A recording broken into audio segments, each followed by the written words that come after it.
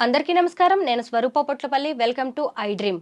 గత కొద్ది రోజులుగా 2 తెలుగు రాష్ట్రాల్లో ఎక్కడ విన్నా, ఎవరి నోట విన్నా అఘోరీ మాటే వినిపిస్తోంది. తనను రక్షించమంటూ వేడుకుని పోలీసుల ద్వారా మహారాష్ట్రకు వెళ్లిపోయిన ఆమె మళ్ళీ ఆంధ్రప్రదేశ్లో అడుగుపెట్టింది. తూర్పుగోదావరి జిల్లాలోని అన్ని శైవ క్షేత్రాలను దర్శించుకుంటోంది. గోవులను, సనాతన ధర్మాన్ని, మహిళలను రక్షించుకోవాలంటూ అందరికీ పిలుపునిస్తోంది. అంతేకాదు ఏకంగా సీఎంలు, పీఎంలకే ఆమె వార్నింగ్లు కూడా ఇస్తోంది. అసలు పవన్ కళ్యాణ్ని కలవడానికే ఆమె ఆంధ్రప్రదేశ్లోకి అడుగుపెట్టిందా? సనాతన ధర్మం అనే మాటను అందుకే ఎత్తుకుందా అనే అనుమానాలు కూడా ఇప్పుడు తలెత్తుతున్నాయి. వీటన్నిటి మీద మనకు క్లారిటీ ఇవ్వడానికి సీనియర్ జర్నలిస్ట్, అనలిస్ట్ భరద్వాజ గారు ఇప్పుడు నాతో పాటు ఉన్నారు. ఆయనతో మాట్లాడదాం. సార్ నమస్తే. నమస్తే. అఘోరీ గురించి మీరు వింటూనే ఉన్నారు, చూస్తూనే ఉన్నారు. అసలు నన్ను కాపాడండి అని చెప్పి మహారాష్ట్రలో అడుగుపెట్టింది. సరే, అట్నుంచి అటు ఆమె ఏ హరిద్వారో, కాశీయో వెళ్ళిపోద్ది అనుకున్నాం పోలీసుల హెల్ప్తో. కానీ ఇప్పుడు ఆంధ్రప్రదేశ్లోకి వచ్చి అక్కడ హల్చల్ చేస్తుంది.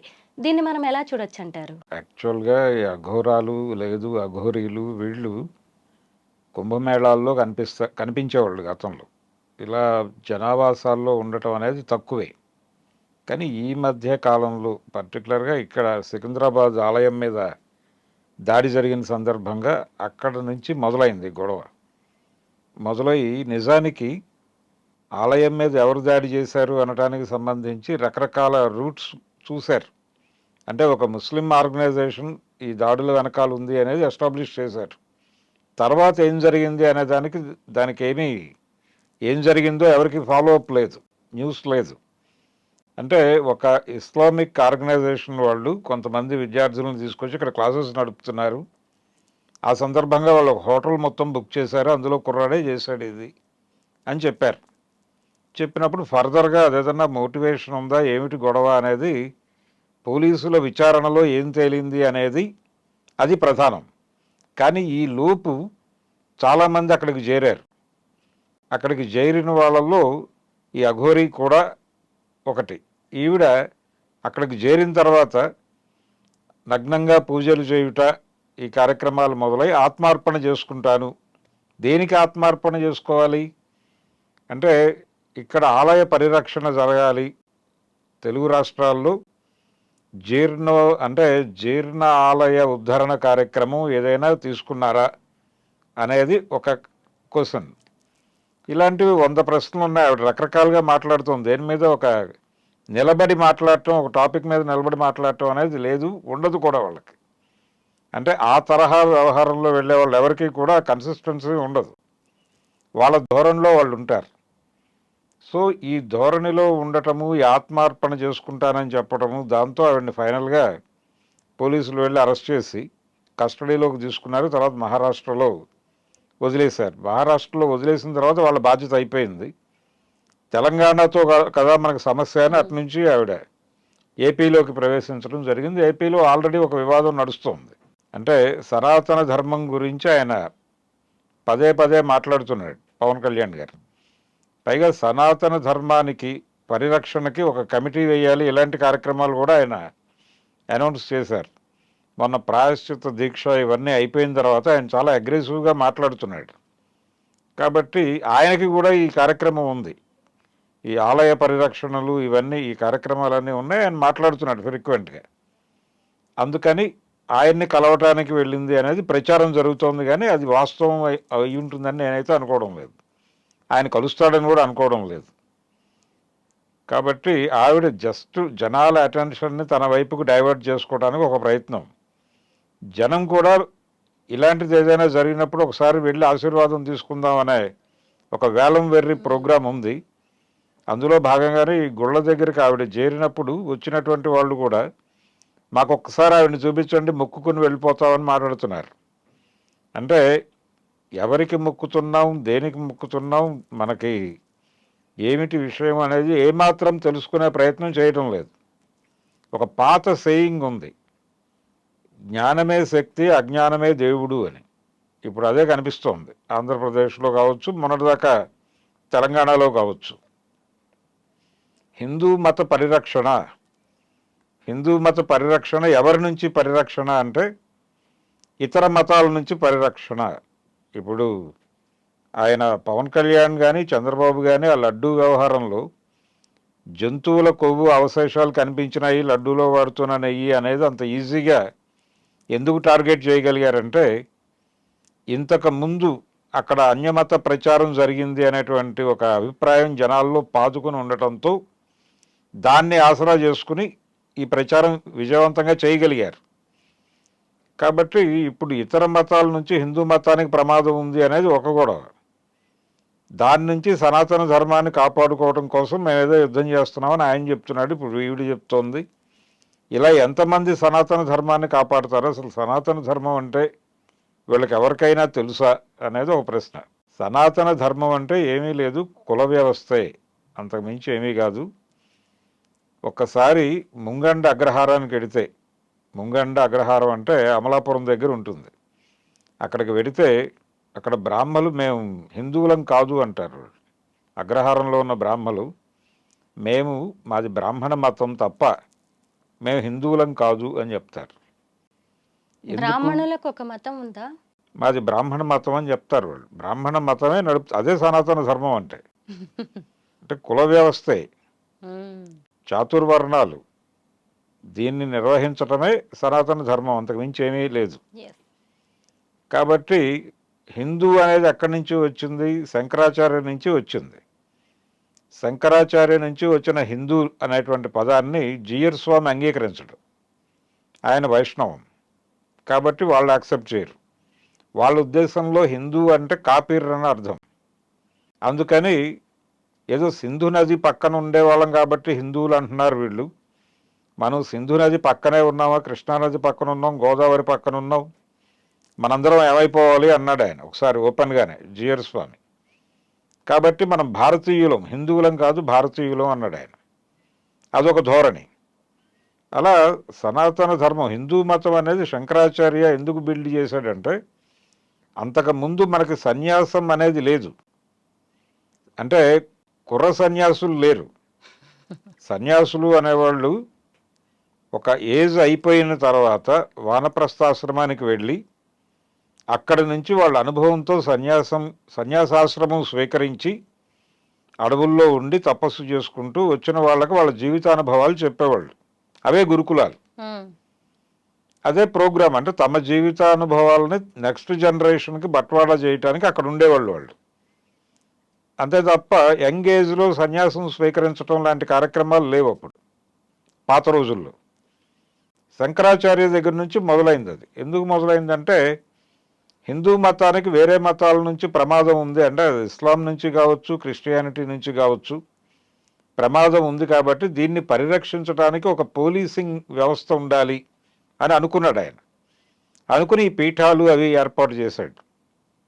ఆ పీఠాలని నిర్వహించటం కోసం కుర్ర సన్యాసుల్ని వాళ్ళు మొదలుపెట్టారు. ఇది వాస్తవం. దాన్ని చూసిన తర్వాత ఇతర శాఖలు కూడా, వైష్ణవంలో కూడా యంగ్ సన్యాసులు వచ్చారు. ఇది ఒక ప్రాసెస్ నడుస్తోంది. దీనికి విరుద్ధంగా అంటే శంకరాచార్యుని చాలా ఓపెన్గా ప్రచ్ఛన్న క్రైస్తవుడు అంటారు సనాతన ధర్మం వాళ్ళు. ఈయన్ని అంగీకరించరు వాళ్ళు. ముంగండ అగ్రహారం వాళ్ళు ఈయన్ని అంగీకరించరు శంకరాచార్యుని. కాబట్టి ఇలా చాలా గందరగోళం ఉంది మతంలో. ఇదేది కూడా వీళ్ళు ఎవరు స్టడీ చేయరు. ఏదో సనాతన ధర్మం పదం బాగుంది కాబట్టి వాడేస్తున్నారు. కానీ సనాతన ధర్మం అంటే కుల వ్యవస్థే. కుల వ్యవస్థని ప్రొటెక్ట్ చేయటమే సనాతన ధర్మం. అది చేస్తాను అని పవన్ కళ్యాణ్ గారు చెప్తాడా అనేది ప్రశ్న. వీళ్ళు లోతుల్లోకి వెళ్లకుండా పైపైన సనాతన ధర్మం మాట్లాడేసి ఏదో చేసేస్తున్నారు, ఏదో జరిగిపోతుంది అనే భ్రమ కల్పిస్తున్నారు. ఇది ప్రమాదం. అయితే తెలంగాణలో ఉన్నప్పుడు అఘోరీ వ్యవహార శైలి, మాటలు ఒక రకంగా ఉంటే ఆంధ్రప్రదేశ్కి వెళ్ళేసరికి ఇంకో రకంగా కనిపిస్తున్నాయి. అక్కడ ఎక్కువ బలంగా కనిపిస్తోంది ఆమె. ఎందుకు అంటే ఇక్కడేమో పెద్దగా ఎవరు పట్టించుకున్నట్టు లేరు, పైగా నన్ను రక్షించండి అని వేడుకున్న ఆమె అక్కడికి వెళ్ళిన తర్వాత సీఎంలెంత, మీ పదవులు నేను తీసేస్తాను, మీ పీఠాలను కదిపేస్తాను అనే అంత బలంగా మాటల్ని మాట్లాడుతోంది. మనం అందరినీ రక్షిద్దామంటూ పిలుపునిస్తోంది. దీన్ని ఎలా చూడొచ్చు అంటారు? అంటే నాగసాధువులు వీళ్ళందరూ, అంటే వీళ్ళు నేరుగా దేవుడితో కాంటాక్ట్లో ఉన్నట్టుగా తామని తాము భావించుకుంటూ ప్రపంచానికి కూడా అదే కన్వే చేద్దామని ట్రై చేస్తారు. అందులో భాగంగానే మేము సుపీరియర్లం వీళ్ళందరికంటే కూడా, వీళ్ళందరూ కూడా ఒక ఈ పదవుల్లో ఉన్న వాళ్ళందరూ కూడా మాకంటే చాలా తక్కువ స్థాయి మనుషులు అనేది ఎస్టాబ్లిష్ చేయాలి. అది చేయటం కోసం ఆ తిప్పలు ఆవిడ సీఎంని పిఎంని వీళ్ళందరినీ నాయకుల్ని మాట్లాడినా కానీ ఇదే ధోరణి. ఈ ధోరణిలోనే ఆయన సనాతన ధర్మం అంటున్నాడు కాబట్టి ఒకసారి ఆయన కలుస్తాను, కలిసే అవకాశం కల్పిస్తాను అన్న టోన్లో మాట్లాడుతోంది. ఇదొక విపరీత ధోరణే. ఇది ఏ మేరకు టాలరేట్ చేస్తారు? జనాలు చూస్తున్నారు, వెళ్ళి ఎంటర్టైన్ అవుతున్నారు. ఇది జనరల్గా మనకి రంగం ఎక్కటం ఇలాంటివి ఉంటాయి ఈ బోనాలు అప్పుడు అవి ఎక్కిన తర్వాత వాళ్ళు రకరకాల విషయాలు మాట్లాడతారు, రాజకీయాలు మాట్లాడతారు, ఆర్థిక విషయాలు మాట్లాడతారు. అలాంటి ధోరణే కనిపిస్తోంది ఇప్పుడు అఘోరీలో కూడా. అంటే ప్రపంచం ఇలా అయిపోతుంది, అలా అయిపోతుంది, నేను దాన్ని కాపాడటం కోసం వచ్చాను, ఈ ధోరణిలో ఏదో మాట్లాడుతున్నారు తప్ప అందులో ఏమీ పట్టించుకోవాల్సిన అవసరం లేదు. జనాలు ఈ అఘోరీలని అఘోరాలని కొంచెం పక్కకి పెట్టేసి వాళ్ళ రోజువారీ జీవితంలో ఉన్న ఇబ్బందుల గురించి, వాటి పరిష్కారాల గురించి, ఏం చేయాలి, ప్రభుత్వాలతో ఎలా కన్సల్టేట్ అవ్వాలి, ఎలా మాట్లాడాలి అనే దాని మీద కసరత్తు చేస్తే మంచిది. ఈ గుళ్ళకి అఘోరాలకి అఘోరీలకి వెళ్ళి పూజలు చేయటం కన్నా కూడా. కరెక్టే. ముఖ్యంగా ఏంటంటే ఆమె బట్టలు వేసుకోకపోవడం అనేది కూడా ఎక్కువ చర్చనీయాంశంగా మారింది. మనం పసిబిడ్డకు కూడా బట్టలు వేస్తాం. అలాంటిది ఓ 25 ఏళ్ల యువకుడు అనుకోవచ్చో, మరి ఇంకా లేదు ట్రాన్స్‌జెండర్ అసలు అఘోరి. బట్టలు వేసుకోరు కదా వాళ్ళు ఒరిజినల్. కొంతమంది అఘోరీలు బట్టలు వేసుకుంటారు. లేదు కనీసం అఘోరాలు సరే ఈమె మహిళగా ఉంది, కనీసం ఒక చిన్న వస్త్రమైనా ధరించాలి అనేది దాని మీద కూడా ఒక డిమాండ్ ఉంది. అది కూడా అసలు డిమాండ్ ఉంది, కానీ ఒరిజినల్గా వాళ్ళ మాన్యువల్ ప్రకారం వాళ్ళు బట్టలు వేసుకోవాల్సిన అవసరం లేదు. ఉమ్, ఒంటికి బూడిద రాసుకుని తిరుగుతారు, శ్మశానాల్లో ఉంటారు, అలాగే శవాలను భోజనం చేస్తారు. ఇలాంటివి రకరకాల విషయాలు ఉన్నాయి వాళ్ళ మీద ప్రచారం. పుర్రెలో తింటారు, అది కూడా ఒక పుర్రె పెట్టుకుని దాన్నే గిన్నెగా భావించి దానిలో పెట్టుకుని తింటారు అనేది కూడా చెప్తారు. కానీ ఇవన్నీ వాస్తవాలా, నిజంగా అలాగే ఉంటారా వాళ్ళు అనే దానికి సంబంధించి నిర్ధారణలు ఏమి లేవు. ఎక్కడో ఉంటారు, హిమాలయాల్లో ఉంటారు, అక్కడ ఉంటారు. ఎప్పుడైనా వాళ్ళు అప్పుడప్పుడు ఈ కుంభమేళాల్లో కనిపించేవాళ్ళు. అలాగే ఈ సన్యాసాశ్రమం తీసుకున్న వాళ్ళు, సన్యాసులు అని చెప్పుకునే వాళ్ళు ఎక్కువ గంజాయి కన్జ్యూమ్ చేస్తూ కనిపిస్తారు. అంటే మా దృష్టిలో మంచి చెడు అనేవి లేవు, మేము అన్నిటికీ సమానంగానే స్వీకరిస్తాం, ఇలాంటి సిద్ధాంతం ఏదో మాట్లాడతారు వాళ్ళు. కానీ వాళ్ళు చేసేది ఇదే. వాళ్ళు శృంగారపరమైనటువంటి వ్యవహారాల్లో కూడా చాలా అడ్వాన్స్గానే ఉన్నారు అనేది ఆల్రెడీ ప్రూవ్డ్ వ్యవహారం. కాబట్టి అఘోరీలు అఘోరాలతో కొంచెం ప్రమాదం ఉన్నమాట వాస్తవమే. ప్రమాదం ఉంది. వీళ్ళని ఎంకరేజ్ చేయకుండా ఉండటం అవసరం. ఎంకరేజ్ చేయాల్సిన అవసరం లేదు. కాకపోతే ఇప్పుడు మతము, రాజకీయము, వ్యాపారము ఈ మూడు కలిసి నడుస్తున్నాయి. అందుకని మీడియా కూడా దీనికి చాలా హైప్ ఇచ్చి మాట్లాడుతోంది. ఇది ఒక వ్యాపారం నడుస్తోంది దీని వెనకాల. ఈ అఘోరీ వెనకాల జరుగుతున్నటువంటి వ్యాపారం మీద కూడా దృష్టి పెడితే ఇందులో మార్కెట్ ఇన్వాల్వ్ అయి ఉంది అనేది అర్థమవుతుంది. మీరు ఇంకొకటి గమనించవచ్చు, రోజు రోజుకి ఆమె స్టైల్ మారుస్తూ ఉందన్నమాట. ఇవాళ ఉన్నట్టుగా రేపు ఉండట్లేదు. అది మాట కావచ్చు, తన వే ఆఫ్ స్టైల్ కావచ్చు. అలాగా నిన్న మొన్నటి వరకు ఆమె చేతిలో త్రిశూలం కనిపించలేదు. ఇవాళ కొత్తగా త్రిశూలం, తర్వాత కమండలం, ఇవన్నీ కనిపిస్తున్నాయి. ఇంకొకటి, అసలు ఆమె బ్లెస్సింగ్స్ కోసం జనం అలా వేలం వెర్రిగా ఎగబడ్డం అనేది కూడా ఆశ్చర్యంగా ఉంది. దీన్ని మనం ఎలా చూడొచ్చు అంటారు? జనాలకి ఎవరైనా కొత్త సాధువు కానీ ఎవరైనా వస్తే ఏమో వెళ్ళి ఒకసారి ఒక ఆశీర్వాదం తీసుకుంటే ఏదైనా ప్రయోజనం ఉంటుందేమో అనేటువంటి ఒక నమ్మకం ఉంది చాలామందిలో. అంటే తమ మీద తమకి నమ్మకం లేని వాళ్ళే ఇలాంటి వాటిని నమ్ముతారు. అంటే నా సమస్య ఉంది, నేను దీన్ని పరిష్కరించుకోగలను అనేటువంటి కాన్ఫిడెన్స్ లేనప్పుడు వెళ్ళి ఇలాంటి గుళ్ళకి వెళ్ళి మొక్కుకోవటం అనేది ఏంటంటే వాళ్ళని వాళ్ళు మోటివేట్ చేసుకోవటం అని అంటారు. కానీ ఇలాంటి వాళ్ళ దగ్గరికి వెళ్ళి ఆశీర్వాదం తీసుకొని నా కోరిక నెరవేరుతుంది వీళ్ళ దగ్గరికి వెళ్తే అనుకోవడం తమని తాము మోసం చేసుకోవటమే. అలా చాలామంది పెడుతున్నారు. అంటే తమ మీద తమకి సరైన అంచనా లేక, మన సమస్యలు మనం పరిష్కరించుకోగలమనే కాన్ఫిడెన్స్ లేక వెళ్ళి ఆవిడ కాళ్ళ మీద పడుతున్నారు. వీళ్ళు పడటమే వాళ్ళ బలం. రోజుకి ఇంతమంది పడుతున్నారు నా కాళ్ళ మీద కాబట్టి అనే పాయింట్ దగ్గర వాళ్ళు ఓవర్ యాక్షన్ మొదలు పెడతారు. అదే చూస్తున్నాం మనం. ఒకరోజు త్రిశూలం, ఒకరోజు దండం, ఇంకో రోజు కమండలం, ఇలాంటివన్నీ ఇవన్నీ వస్తాయి. అంటే గెటప్ అనేది కీలకం ఇందులో. ఈ గెటప్ మీద కథ నడిపిస్తారు వీళ్ళు. చాలామంది బాబాలు, స్వామీజీలు వీళ్ళందరూ చేసేది అదే. అదే గెటప్ మీద ఈవిడ కూడా గేమ్ మొదలుపెట్టింది. చూద్దాం ఎంతవరకు వెళ్తుందో గేమ్. అవును. ఈమె కథ ఎలా క్లైమాక్స్ కి చేరొచ్చు అంటారు? తను అనుకున్న లక్ష్యాన్ని చేరే అవకాశం ఉందా అసలు? అనుకున్న లక్ష్యం ఏమి ఉండదు వీళ్ళకి.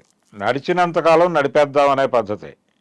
నడిచినంతకాలం ఇప్పుడు తెలంగాణలో ఆవిడ ఒక డ్రామా మొదలుపెట్టింది. అది ఎండ్ కార్డు పడింది, పోలీసులు తీసుకెళ్ళి బయట వదిలేశారు. సో ఇప్పుడు అక్కడ మొదలుపెట్టింది. అక్కడ ఏం రియాక్షన్ వస్తుంది, గవర్నమెంట్ ఎలా హ్యాండిల్ చేస్తుంది అనేది చూడాలి.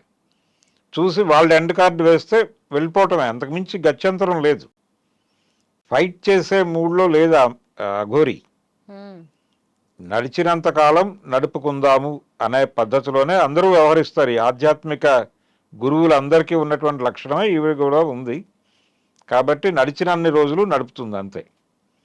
ఇక ఆవిడ ఏదో పవన్ కళ్యాణ్ని కలుస్తుంది, లేకపోతే చంద్రబాబుని కలుస్తుంది, ఇవన్నీ భ్రమలు. అటువంటివి ఏవి ఉండవు. డెఫినెట్గా వాళ్ళు కూడా ఈ గేమ్ని ఎంటర్టైన్ చేస్తే వాళ్ళకి ప్రమాదం. అందుకని వాళ్ళు కూడా తగిన దూరం డెఫినెట్గా పాటిస్తారు. థ్యాంక్ యూ భరద్వాజ్ గారు, చాలా మంచి విషయాలు చెప్పారు అఘోరి గురించి. Thank you so much. Thank you.